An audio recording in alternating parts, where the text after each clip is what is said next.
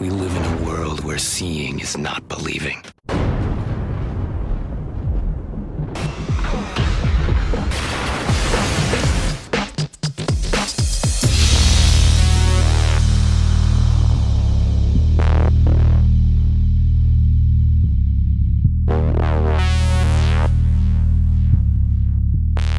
Jesper Juhl defines gaming in 6 simple points. Gaming is a rule-based formal system with variable and quantifiable outcomes, where different outcomes are assigned different values, where the player exerts effort in order to influence the outcome, the player feels emotionally attached to the outcome, the consequences of the activity are optional and negotiable. Seen as a new revenue stream, video game advertising allows developers to offset growing development costs. It's a prime way to target the ever-growing hard-to-reach males aged 18 to 34 demographic. For every dollar invested to put the Gatorade brand on arena signs, player bottles and score updates in games like NHL 10 and NBA Live 09, Gatorade got $3 back, as well as a 24% sales bump. With video game sales in 2008 making $10.5 billion, it is easy to see why companies are clamouring to advertise via video games. Advertising in-game can take several forms: product placement, billboard ads in-game, and interactive ads. The advertisement becomes an integral part of the game's narrative. The average game player is 34 years old and has been playing games for 12 years. When a person is engaged in the video game,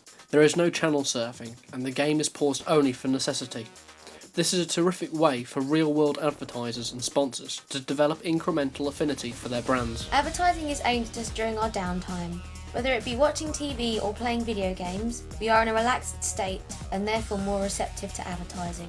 One way of advertising is by making the in-game advertisement an unavoidable part of the game. Seen here in Splinter Cell Chaos Theory, the player has to zip line from a giant Axe deodorant sign. By making the in-game advertisement a vital part of the game's storyline, game developers can force the players into engaging with the advert. There are many possibilities when it comes to advertising. The most simplest form of advertising within video games is billboards.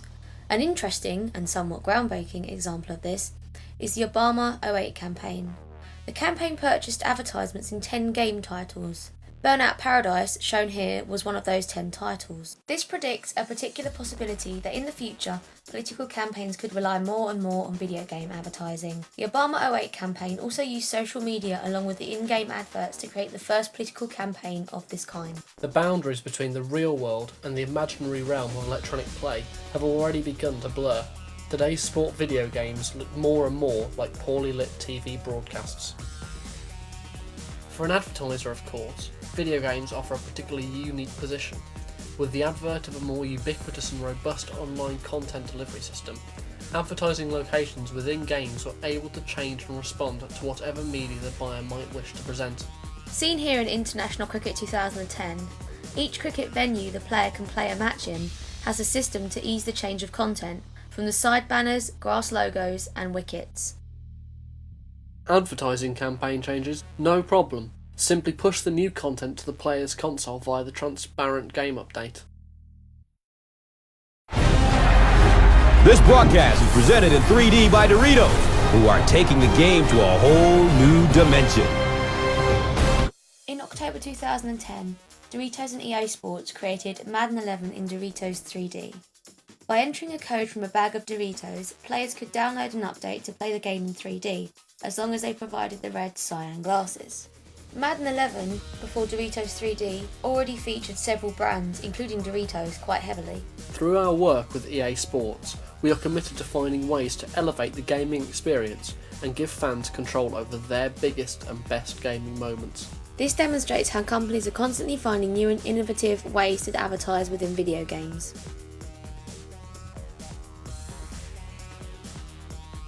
As well as being an ideal way to reach the generation of young folk who have apparently stopped watching television advertising because they are online or playing games, this dynamic proposition also offers a way in which to serve advertising that is not just relevant to the game, but responsive to the player's actions within it.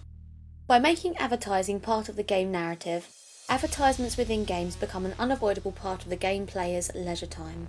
The creation of possible seasonal advertising updates via downloadable content means that games could sell advertising within games via time periods, charging more for when the game first releases and decreasing the charges as the game becomes older and less played.